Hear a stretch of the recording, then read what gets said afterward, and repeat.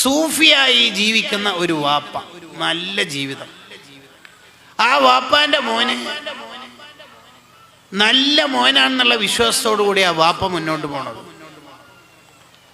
നാട്ടിലുള്ള കുറച്ച് ആൾക്കാർ ഈ സൂഫിയായ വാപ്പാന്റെ വീട്ടിൽ വന്നു.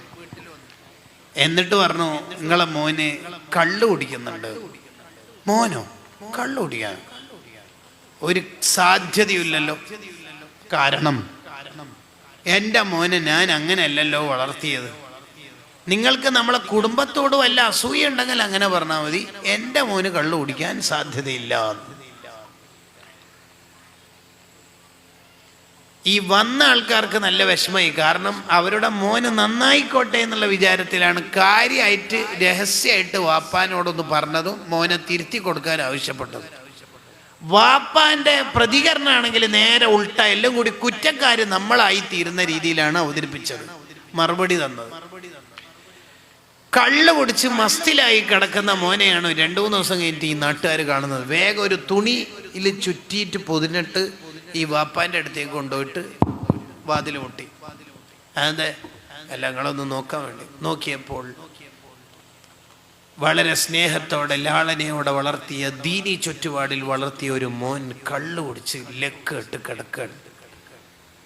ആ വാപ്പ പൊട്ടി പൊട്ടി കരഞ്ഞുപോയി. ഒരിക്കലും വിശ്വസിക്കാൻ പറ്റാത്ത ചിത്രാണല്ലോ കാണുന്നത്. പൊട്ടി പൊട്ടി കരയാൻ തുടങ്ങി, ഒരേ കരച്ചില്. അന്ന് രാത്രി ഏറെക്കുറെ സമയം അള്ളാഹുവിനോട് മിണ്ടിയത് അഥവാ സംസാരിച്ചത്, ദ്വാരുന്നത് ഈ മോൻ്റെ വിഷയമായിരുന്നു. പിറ്റേന്ന് രാവിലെ മുതൽ ആ നാട്ടിലും വീട്ടിലും കാണുന്നത് ഒരു അത്ഭുതം. അത്ഭുതം എന്ന് പറഞ്ഞാൽ പോലെ മഹാത്ഭുതം കണ്ടത്. എന്ത്? കള്ളുകൂടി സ്ഥിര സ്വഭാവമാക്കിയ, അഡിക്ഷനാക്കിയ ഒരു മോൻ മരണം വരെ പിന്നെ കള്ളിൻ്റെ ഒരു കുപ്പിയും തൊട്ടിട്ടില്ലത്ര. റിസൾട്ടുള്ള ഏറ്റവും വലിയ പാരന്റിങ് രീതി എന്ന് പറയുന്നത് അവർക്ക് അനുകൂലമായി ദ്വാരക്കണം. എൻ്റെ മോനെ അങ്ങനെ ദ്വാരക്കണം. ഫുളൈൽ ഇബ്നു ഇയാദ് റളിയല്ലാഹു അൻഹു മോനെ കുറിച്ച് പറയുന്നത് എന്താണെന്ന് പറയാം അള്ളാഹിനോട്, എൻ്റെ മോനെ നന്നാക്കാൻ നിനക്കേ ആവുള്ളൂ റബ്ബേ, നീ നന്നാക്കി തരണേ. ആ മോന് വലിയായില്ലേ, സൂഫിയായില്ലേ, ഖുർആന്റെ ആയത്ത് കേട്ട് അർത്ഥം ചിന്തിച്ച് വഫാത്തായ മോനാണ് ഈ ഫുളൈൽ ഇബ്നു ഇയാദ് തങ്ങളുടെ മോനായ അലി എന്ന സൂഫിയായ പണ്ഡിതൻ. തബഖാത്തിന്റെ ഗ്രന്ഥങ്ങളിൽ കാണാം. ലോകത്ത് പ്രതിഭകൾ മുഴുവനും പ്രതിഭകളായത് ഒന്നുകിൽ ഉപ്പ, അല്ലെങ്കിൽ ഉസ്താദ്, അല്ലെങ്കിൽ ഉമ്മ.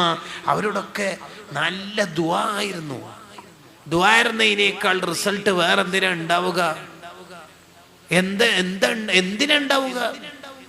കാറ്റടിച്ചിട്ട് ഗുഹ അടഞ്ഞു പോയ ഘട്ടത്തിൽ ഗുഹന്റെ ഉള്ളിൽ നിന്ന് അള്ളാഹിനോട് പൊട്ടിക്കരഞ്ഞ ദ്വാരുന്നപ്പോൾ ആ ദുആഇന്റെ കടുപ്പം കൊണ്ട് പാറ നീങ്ങി. നിങ്ങൾ ആലോചിക്കുക, ദുആഇന്റെ ശക്തി എന്ന പാറ നീങ്ങിപ്പോവാണ് ദുആ കൊണ്ടേ. ദുആഇനേക്കാൾ റിസൾട്ട് വേറെന്താ ഉണ്ടാവുക? നിരാശയുടെ ലോകത്തേക്ക് പോകൽ മുഅ്മിനീങ്ങൾക്ക് അനുവദനീയമല്ല. അള്ളാഹുവിനെ തവക്കുലാക്കണം. റബ്ബേ, ഞാൻ ചെയ്യേണ്ടത് പരമാവധി ചെയ്യുന്നുണ്ട് എൻ്റെ മക്കൾക്ക് വേണ്ടിയിട്ട്. എനിക്കറിയില്ല അവൾക്ക് എന്തെങ്കിലും ബന്ധമുണ്ടോ, എൻ്റെ മോനിക്ക് എന്തെങ്കിലും പ്രശ്നമുണ്ടോ എന്ന് എനിക്കറിയില്ല. ഞാൻ നിന്നെ ഏൽപ്പിക്കാണ് റബ്ബേ. തവക്കൽതു അലല്ലാഹ്. അത് ഹൃദയഭാഷയിലാണ് പറയുന്നതെങ്കിൽ തീർച്ചയായിട്ടും അതിന് വലിയ ഫലം അള്ളാഹു തരും.